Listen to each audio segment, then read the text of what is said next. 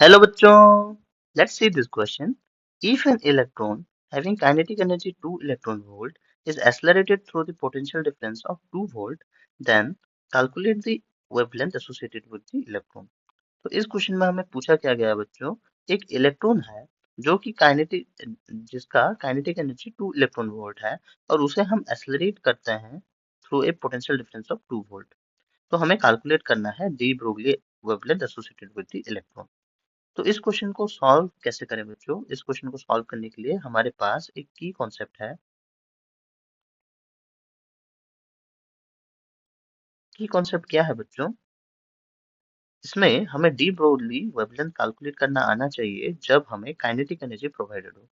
तो kinetic energy जब हमें प्रोवाइडेड हो तो हम लोग H अपॉन P लिख सकते हैं और P को हम कन्वर्ट कर सकते हैं root over of 2m kinetic energy से।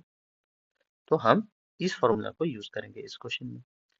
तो बच्चों इसमें हमें बताया गया है कि काइनेटिक एनर्जी ऑफ इलेक्ट्रॉन हमें दे दिया गया है जो कि है 2 electron volt.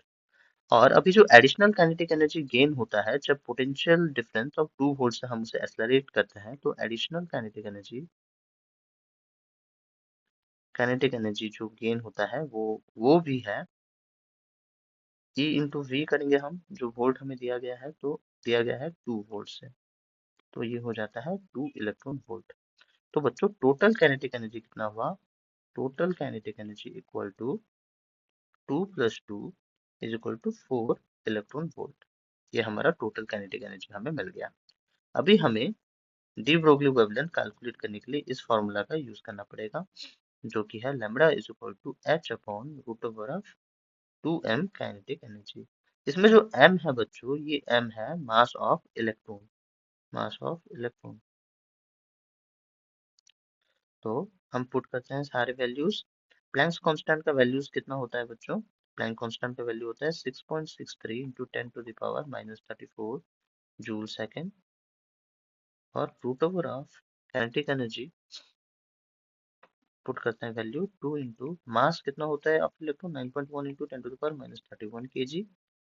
Okay. And into kinetic energy हमारा है कितना?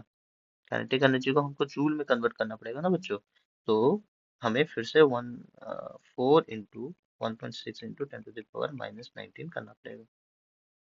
तो इसको जब हम सॉल्व करते हैं बच्चों हमारे पास आता है 0.614 into 10 to the power minus 9, जो कि है 6.14 into 10 to the power minus 10। तो is equal to 6.14 angstrom. This is our answer.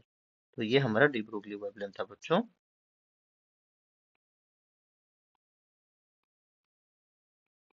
Hope you understood this well. Thank you.